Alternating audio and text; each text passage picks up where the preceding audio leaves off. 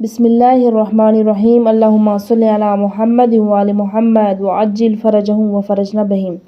رسول خدا صلی اللہ علیہ وآلہ وسلم پر درود و سلام۔ تمام تعریفیں اس اللہ کے لیے جس نے اپنے پیغمبر حضرت محمد مصطفیٰ صلی اللہ علیہ وآلہ وسلم کی بعثت سے ہم پر وہ احسان فرمایا جو نہیں امتوں پر کیا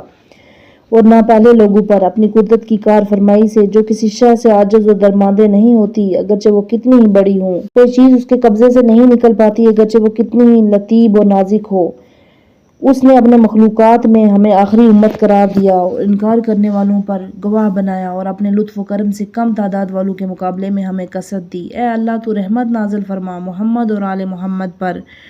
جو تیری وحی کے امانت دار اور تمام مخلوقات میں تیرے برگزیدہ، تیرے بندوں میں پسندیدہ، رحمت کے پیشوا، خیر و سعادت کے پیشتر و برکت کا سرچشمہ تھے۔ جس طرح انہوں نے تیری شریعت کی خاطر اپنے کو مضبوطی سے جمایا اور تیری راہ میں اپنے جسم کو ہر طرح کے آزار کا نشانہ بنایا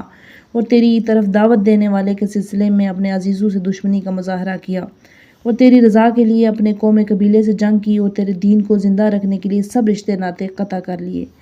نزدیک کے رشتہ داروں کو انکار کی وجہ سے دور دیا اور دور والوں کو اقرار کی وجہ سے قریب کیا اور تیری وجہ سے دور والوں سے دوستی اور نزدیک والوں سے دشمنی رکھی اور تیرا پیغام پہنچانے کے لیے تکلیفیں اٹھائی اور دین کی طرف دعوت دینے کے سلسلے میں زحمتیں برداشت کی اور اپنے نفس کو ان لوگوں کے پھند و نصیحت کرنے میں مصروف رکھا جنہوں نے تیری دعوت کو قبول کیا اور اپنے منزل و سکونت اور مقام اور رہائش اور جائے ولادت اور وطن اور مالوس سے پردیس کی سرزمی اور دور دراز مقام کی طرف محض ایک مقصد سے ہجرت کی، تیرے دین کو مضبوط کریں اور تجھ سے کفر اختیار کرنے والوں پر غلبہ پائیں، یہاں تک کہ تیرے دشمنوں کے بارے میں جو انہوں نے چاہا تھا وہ مکمل ہو گیا، تیرے دوستوں کو جنگ و جہاد پر آمادہ کرنے کی تدبیریں کامل ہو گئیں تو وہ تیری نصرت سے فتح و کامرانی چاہتے ہوئے اپنی کمزوری کے باوجود تیری مدد کی پشت پناہی پر دشمنوں کے مقابلے کے لیے اٹھ کھڑے ہوئے اور ان کے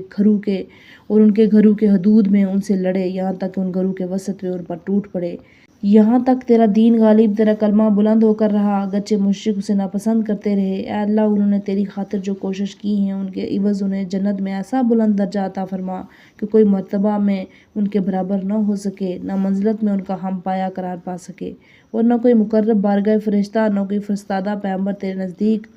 ان کا ہمسر ہو سکے۔ ان کے اہل بیت اطہار و مومنین کی جماعت کے بارے میں جس قابل قبول شفاعت کا تو نے ان سے وعدہ فرمایا ہے اس وعدے سے بڑھ کر انہیں عطا فرما۔